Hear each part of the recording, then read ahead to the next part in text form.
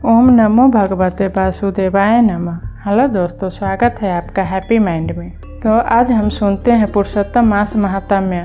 तो चलिए शुरू करते हैं पुरुषोत्तम मास महात्म्य का दूसरा अध्याय। सूत जी कहने लगे, हे ऋषियों, श्री सुखदेव जी को राजा परीक्षित को श्रीमद्भागवत की कथा सुनाते हुए देखकर आया हूँ। ऋषि कहने लगे, हे सूत जी, जो आपने वेद व्यास जी के मुख से सुना हो वही कथा सुनाइए। सूत जी बोले, हे ऋषियों, जैसा मुझ में ज्ञान है और मैंने व्यास जी के मुख से सुना है वह मैं तुमसे कहता हूँ। एक समय नारद जी विचरते हुए भगवान नारायण के निवास स्थान में पहुँचे। वहाँ पर भगवान के चरणों से अलकनंदा नदी बह रही थी। वहाँ पर ब्रह्म में लीन जितेंद्रिय निर्मल और तेजोमय ऋषि को देखकर भगवान ने उनको नमस्कार किया। तब साष्टांग नमस्कार कर श्री विष्णु की स्तुति करते हुए नारद जी कहने लगे, हे देवाधिदेव, संसार के स्वामी, दया सिंधु, आप सत्यवादी हो, त्रिसत्य हो, सत्य के सारे रूप सत्य से ही उत्पन्न हो और सत्य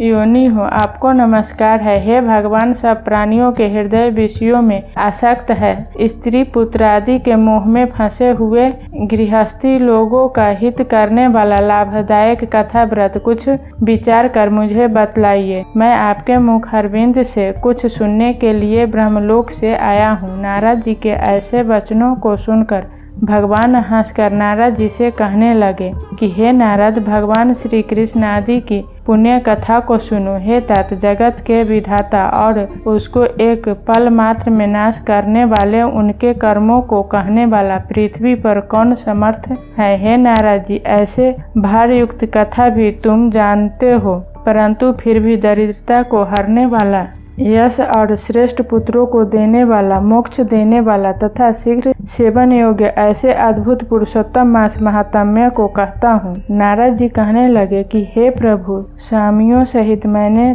चैत्रादि मास तो सुने हैं, परंतु उनमें पुरुषोत्तम मास नहीं सुना। यह पुरुषोत्तम कौन सा मास है और यह कैसे हुआ?